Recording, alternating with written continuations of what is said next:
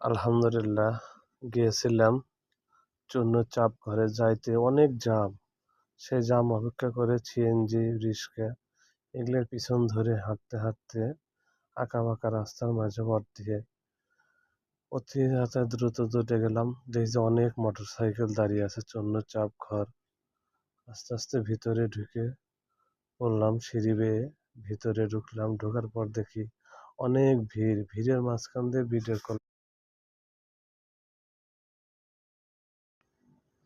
যে খুবই চাপ, সেখান থেকে আমরা টোকন সংগ্রহ করলাম মুরগির। টোকনটা নিয়ে সংগ্রহ করে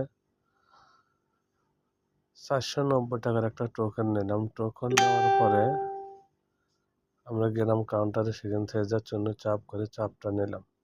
নেওয়ার পরে একটু ভিডিও করলাম, মাঝখানে লোকজন কিরকম ভাবে খাচ্ছে, কিরকম ভাজি করছে সেগুলো দেখে ভিডিও ভালোভাবে।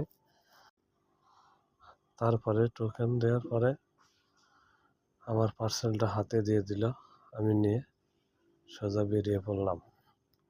আলহামদুলিল্লাহ খুবই সুস্বাদু তাদের মুরগির চাপ এবং অত্যন্ত ভিড়। আর এত দ্রুত ভাজি করতেছে, সেখান থেকে ভাগ বন্টন করে ওরা অল্প টাকা নিচ্ছে তাদের অল্প দিচ্ছে, যারা বেশি টাকা নিচ্ছে তাদের বেশি দিচ্ছে। ধন্যবাদ।